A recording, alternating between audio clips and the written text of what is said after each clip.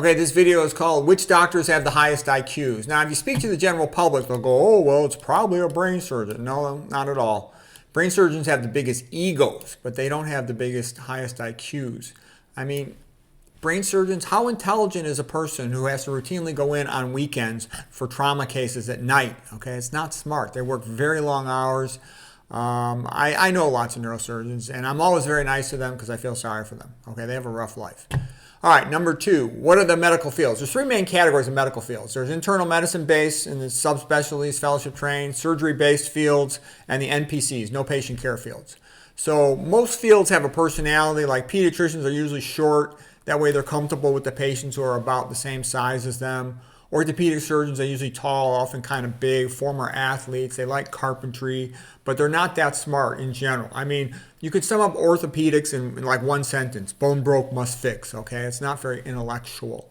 The rock stars in medicine would be plastic surgeons. You know, they start out doing this altruistic stuff like fixing congenital cleft lip and stuff, but they end up doing a lot of boob jobs for implants, headlights into high beams. And, you know, when you put the implants on a woman, look like she has a butt on her chest, and you know that gets a man's attention. The plastic surgeons, they make a lot of money. They get their pick of the ladies. Of the internal medicine fellowship trained subspecialties, probably the smartest ones are dermatology, and that's another field that's pretty easy. You scrape skin and give steroids. You have to come up with a differential diagnosis after looking at a skin rash. Their life's kind of easy, but you know you never really think about them until you got a skin rash. Then you beg them to help you. They can sometimes do a little bit of cosmetic procedures. Second smartest of the medicine fields will be the pulmonologists, like Pocket Protector Brigade, and I think a classic example will be the guy over at MedCram, Roger Seasalt. That's a brilliant guy. You know, boarded in like 4 fields. And you know those guys, they love being in the ICU with the ventilators, all the machines and stuff. And they do a lot of bronchoscopies, things like that. So they're sort of the classic internal medicine subspecialty nerd. Cardiologists are more greedy, more money-minded. You know, the old joke in internal medicine is, well, you know, how do you hide $100 from a internist? Put it under a surgical dressing, because they tend to be real squeamish, don't like procedures. You know, how do you hide $100 from a cardiologist? Can't be done. They're going to figure out how to make money out of whatever the situation is. How do you hide $100 from a neurosurgeon? You tape it to his kid's head, because they never go home. They live in the hospital.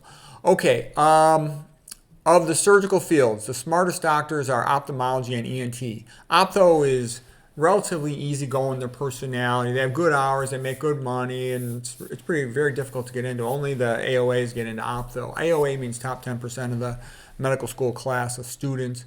ENTs are like the surgical equivalent of pulmonologists, you know, real nerdy into the gadgets, and they've got their own little territory because nobody else knows the anatomy of the neck.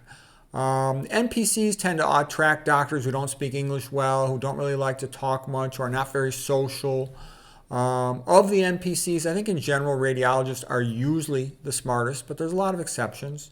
Interventionalists are not really NPCs. They're imaging guided surgeons. They just had the radiology background. Anesthesiologists tend to have recreational personalities, and they love not having much follow-up responsibility. I learned the word NPC from the book House of God by Samuel Shen. That's a great book about doing internship at Beth Israel Hospital at Harvard. I got the terms recreational personalities and headlights and the high beams from this book, Insider Medicine. Anyways, that's pretty much how it goes. And you can kind of estimate it by which fields are hardest to get into in terms of like academic intelligence.